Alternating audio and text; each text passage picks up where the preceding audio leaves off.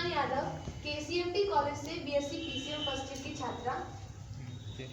आज मैं आप सभी के समक्ष मनुष्य का चरित्र निर्माण कैसे हो इस टॉपिक के अपनी विचार प्रस्तुत करना चाहूंगी।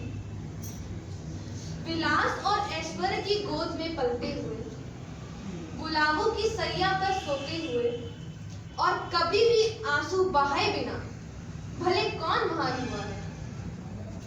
चरित्र गठन के लिए शिक्षा, मनुष्य का चरित्र उसके विभिन्न प्रवृत्तियों की समष्टि है, उसके मन के समस्त झुकावों का योग है। सुख और दुख जो उसकी आत्मा से होकर गुजरते हैं, वे उस पे अपनी अपनी छाप छोड़ जाते हैं और इन्हीं विभिन्न छापों की समष्टि मनुष्य का चरित्र निर्माण करती है और चरित्र कहलाती है। हम वही हैं जो हमारे विचारों ने हमें बनाया है। प्रत्येक विचार हमारे शरीर पर लोहे के टुकड़े पर हथौड़े के हल्के चोट के समान है और इससे हम जो बनना चाहते हैं बनते जाते हैं। हमारा प्रत्येक कार्य, हमारा प्रत्येक अंग संचालन, हमारा प्रत्येक विचार हमारे चित्त पर एक संस्कार छोड़ जाता है। यदि शुभ संस्कारों का प्राबल्य हो तो मनुष्य का चरित्र बहुत अच्छा हो जाता है और यदि अशुभ संस्कारों का प्राबल्य हो तो मनुष्य का चरित्र बेकार हो जाता है। मन में ऐसे बहुत से संस्कार इकट्ठे होने पर वे आदत या अभ्यास के रूप में बदल जाते हैं। चरित्र तो बस पुनः पुनः अभ्यास की समष्टि मात्र है और इस प्रकार का पुनः पुनः अभ्यास ही मनुष्य के चरित्र का पुनर्गठन करती है। हम गलतियां क्या करते हैं? इसलिए कि हम दुर्बल हैं। हम दुर्बल क्या हैं? इसलिए कि हम अज्ञानी हैं। हमें अज्ञानी कौन बनाता है? हम स्वयं को अज्ञानी बनाते हैं। हमें कोई अज्ञानी नहीं बना सकता। हम स्वयं को ही अज्ञानी बनाते हैं। जानते हैं कैसे? हम अपनी आंखों को अपने हाथों से ढक लेते हैं और अंधेरा है करके रोते रहते हैं और अगर हाथ हटा लो तो प्रकाश ही प्रकाश होगा। सहायता कहीं बाहर से तो नहीं आती, सहायता तो भीतर ही से आती है और वो भी हमारे स्वयं खुद के भीतर से आती है, क्योंकि इच्छा शक्ति सर्वशक्तिमान है। यदि हम परिवर्तित हों तो संसार परिवर्तित होगा, यदि हम निर्मल हों तो पूरा संसार निर्मल होगा। अब प्रश्न यह उठता है कि मैं दूसरों में दोष क्यों ढूंढूं? मैं दूसरों में दोष क्यों देखूं?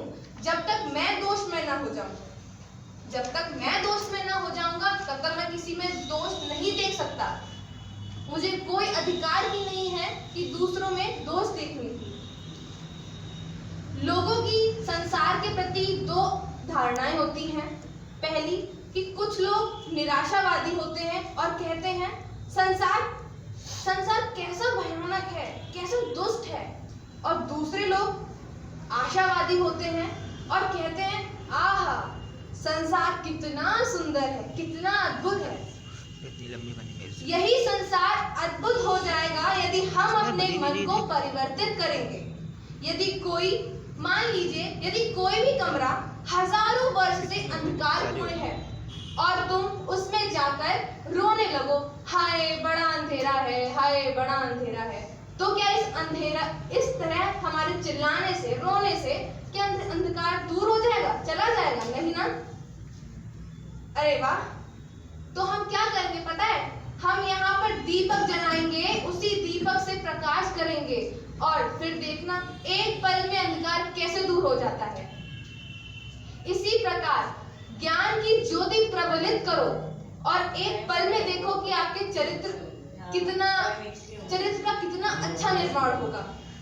अपने प्राकृत स्वरूप को, उसी ज्योतिर्मय उज्जवल नित्य शुद्ध स्वरूप को प्रकाशित करो और प्रत्येक व्यक्ति में उसी आत्मा को जगाओ, तब हमारा चरित्र निर्माण होगा और हम सभी युवा मनुष्य में तो सभी आते हैं, बुजुर्ग, युवा, बच्चे, महिलाएं, सभी।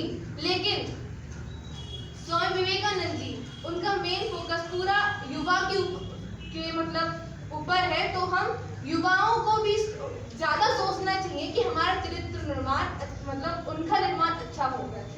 मैं भले टाइम हो गया है तो माफ कीजिए, मैं इसी परिस्थिति को देखते हुए जो मैंने अभी आपको बताया, मैं एक नरेंद्र विवेकानंद जी, उनकी बचपन की एक छोटी सी कहानी सुनाना चाहूंगी। एक दिन क्या था कि कलकत्ता में एक महिला बग्गी, जो घोड़े बग्गी होती है ना, बग्गी पे महिला बैठी हुई थी। वो कहीं जा रहे थे तो बग्गी वाला रुकता है, बग्गी वाला वहां से चला जाता है बग्गी छोड़ के कुछ काम से।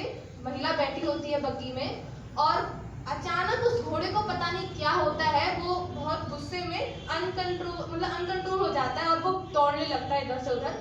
वहां जितनी भी मतलब लोग होते हैं वह अपने बचाव के लिए वो दौड़ने लगते हैं इधर उधर। लेकिन उस बग्गी में बैठी बेचारी महिला के बारे में कोई नहीं सोचता।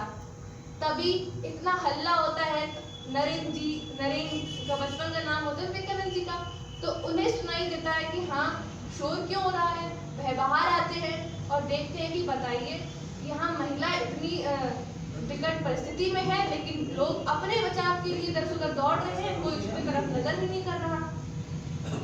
तब वह जाते हैं अपनी सुरक्षा के बारे में ना सोच के वह जाते हैं और उस बग्गी को के तरफ दौड़ते हैं।